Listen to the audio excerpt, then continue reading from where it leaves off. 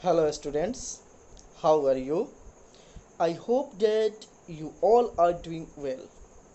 I am Pankaj sir and today I am here to teach you a very interesting poem Chivi from class 7 CBSE. Students, this poem is written by Michael Roshan. Students, before we enter to read this poem, let me explain the meaning of Chivi. Dear students, chivi usually means to nag or to tell again and again something, to do this, to don't do this, to do that, to don't do that. So constantly telling somebody about something is called chivi. So let's start reading this poem.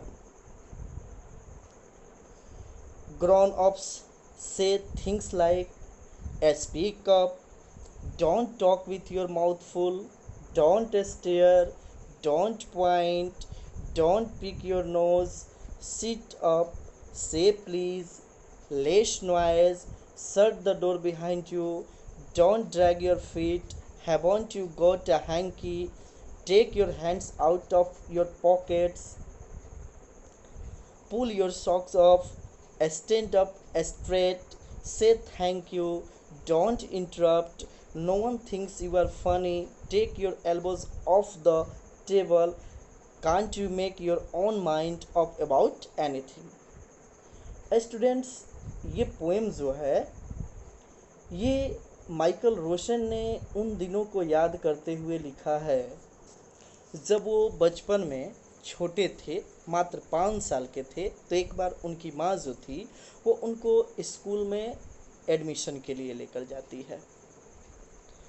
Admission के लिए जब वो जाती है तो वहाँ पर जो टीचर होते हैं वो उसका यानी माइकल रोशन का इंटरव्यू लेते हैं।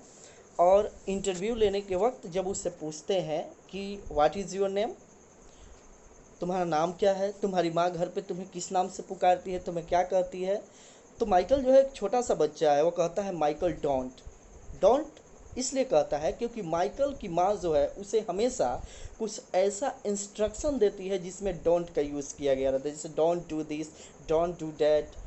इस प्रकार के इंस्ट्रक्शन जो होते हैं, निर्देश जो होते हैं, हमें बच्चों को हमेशा घर पे हमें दिया जाता है, आप लोगों को भी दिया जाता है कि ये मत करो, वो मत करो, है ना। तो इसीलिए इस पोएम को माइकल जो है अपना नाम जो है उसमें डोंट जोड़ के बताता है। तो चीवी जो है एक प्रकार का नैग, नैग का अर्थ होता है किसी को इरिटेट करना, बार बार एक ही बात को कहना, ये चीवी होता है। जैसे इस पोएम को आइए हम लाइन बाय लाइन पढ़ते हैं और उसको इसका मीनिंग देखते हैं। Grown of say things like, grown of share refers to our parents, यानी ग्रोन अप्स का अर्थ होता है बड़े लोग, बड़े बुजुर्ग जो हमारे माता पिता हो सकते हैं, हमारे बड़े भाई हो सकते हैं। वो हमें से क्या कहते हैं, स्पीक अप, साफ बोलो, don't talk with your mouth full, यानी भरे मुंह से मत बोलो। भरे मुंह का अर्थ क्या होता है, जब आप खाना खा रहे होते हैं और उस समय कुछ बोलते हैं तो आपको यह निर्देश दिया जाता है कि खाते वक्त मत बोलिए। डोंट स्टेयर, मत घूरो, डोंट पॉइंट, इशारा मत करो, डोंट पिक योर नोज़, अपने नाकों को मत चढ़ाओ। अक्सर ऐसा देखा जाता है, बच्चे छोटे छोटे जो होते हैं उनमें कुछ ऐसे गुण पाए जाते हैं जिनके कारण उन्हें ये सब नहीं करने के लिए निर्देश दिया जाता है। आगे कहा क्या कहा गया है, सीट अप, बैठ जाओ, से प्लीज़, कृपया कहो। जब आपको कोई कुछ देता है तो वहाँ हमें प्लीज़ कहना चाहिए। लेस नॉइज, शोरगुल कम करो। Shut the door behind you, अपने पीछे के दरवाजे को बंद कर दो। डोंट ड्रैग योर फीट, अपने पैरों को मत घसीटो। Haven't you got a hanky, क्या तुम्हारे पास हैंकी यानी रुमाल नहीं है। Take your hands out of your pocket, अपने हाथों को अपने पॉकेट से बाहर निकालो। पुल योर सॉक्स ऑफ, अपने जुराब को ऊपर चढ़ाओ। स्टैंड अप स्ट्रेट, सीधे खड़े रहो। से थैंक यू, धन्यवाद कहो। जब कोई आपके लिए कुछ अच्छा करता है तो आपको उसको धन्यवाद कहना होता है। ऐसा हमें घर पे सिखाया जाता है, बच्चों को बताया जाता है। डोंट इंटरप्ट, बीच में मत बोलो। No one thinks you are funny, कोई नहीं ये सोचेगा कि तुम मज़ाकिया हो। Take your elbows off the table, अपने कहनी को टेबल से हटा दो। Can't you make your on mind off about anything, अपने दिमाग से सब कुछ मत करो। यानी ये जो कविता है यह एक इंस्ट्रक्टिव वे में यानी निर्देश के रूप में लिखी गई है, जिसे माइकल रोशन ने लिखा है। आप लोग भी देखते होंगे कि आपके भी घर में आपको बहुत सारे इंस्ट्रक्शन दिए जाते हैं कि ये करो, ये मत करो, ठीक है ना। तो उसी संदर्भ में इस कविता को माइकल रोशन ने लिखा है। ओके, आइए अब हम इसके क्वेश्चंस आंसर्स को देखते हैं। Dear students, here is your questions answers. Working with the poem. Discuss these questions in a small groups before you answer them. Question number 1. When is a grown up likely to say this? Don't talk with your mouth full. बड़े लोग हमसे कब कहते हैं कि भरे मुंह से बात मत करो? आपका आंसर नीचे यहाँ है। A grown up is likely to say this when children start talking in between the meal with food in their mouth. Okay. Next question है, when are you likely to be told this? Say thank you. आपको कब कहा जाता है कि आप thank you बोलिए? Okay, आपका आंसर है we are likely to be told to say thank you when someone help us or given us something.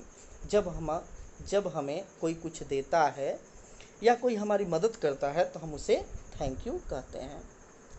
Third है, when do you think an adult would say this? No one thinks you are funny. कब कोई कहता है कि तुम मज़ाकिया नहीं हो? कोई यह नहीं सोचता है। आपका आंसर है when children act weird or do something funny to gain the attention, then adult would say no one thinks you are funny. Okay. Next question. The last two lines of the poem are not prohibitions or instruction. कविता की जो अंतिम दो पंक्तियां हैं वह किसी प्रकार का निषेध नहीं है, किसी प्रकार का निर्देश नहीं है। What is the adult now asking the child to do? यहाँ पे जो बड़े लोग हैं वो बच्चे से क्या चाहते हैं? Do you think the poet is suggesting that this is unreasonable? Why? क्या आप सोचते हैं कि कवि ने यहाँ पे जो सजेशन दिया है, निर्देश दिया है, वो अनरीजनेबल है? क्यों? आपका आंसर है in the last two lines, adult is now asking the child to make up their own mind and take decision by themselves to be independent, which is unreasonable because earlier adults were not allowing the child to take any decision by themselves, and they were always taking decision for the child. But now they are asking them to take their own decision, which is surely unreasonable. Okay, let's see the next question. Why do you think grown up says the kind of things mentioned in the poem?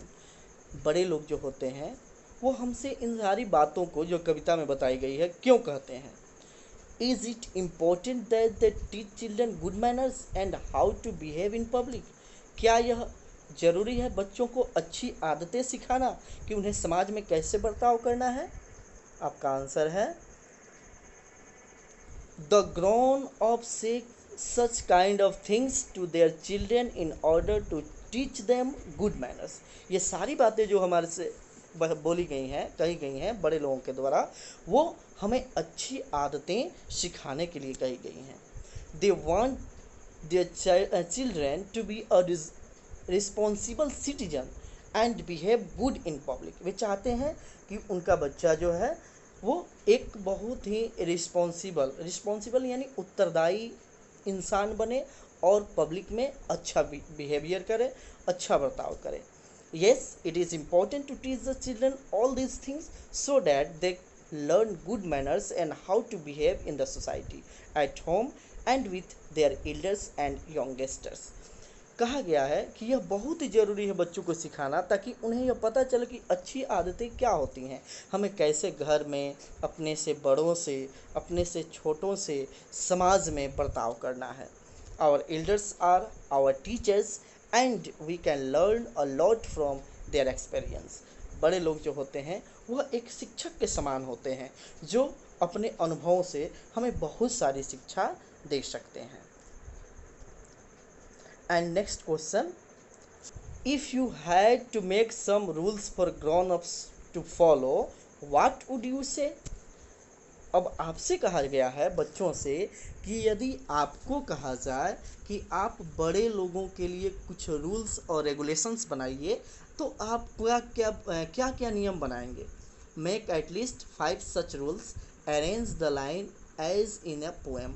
आपको 5 rules बनाने हैं और उन्हें एक poem में क्या करना है, अरेंज करना है। तो बड़े लोगों के लिए रूल्स क्या क्या बनाया जा सकता है? I would make rules like, हम लोग क्या रूल बना सकते हैं? Don't abuse anyone, respect the elders and the youngsters also, time will be allowed for playing, keep the night board clean, don't smoke or spit, allow time for watching TV, no physical punishment. So these are the rules that elders should follow. Okay, so ये था आपका question answer और ये कविता जो कि मैंने आप लोगों को समझाया। आप लोग इसे देखकर समझकर आसानी से कर सकते हैं। यदि आपका कोई भी सुझाव कंप्लेन है तो हमारे कमेंट बॉक्स में लिखें और चैनल को सब्सक्राइब करें, ताकि मेरी प्रत्येक जो वीडियो है प्रत्येक चैप्टर का वो आपको आसानी से मिल सके। Okay, that's all.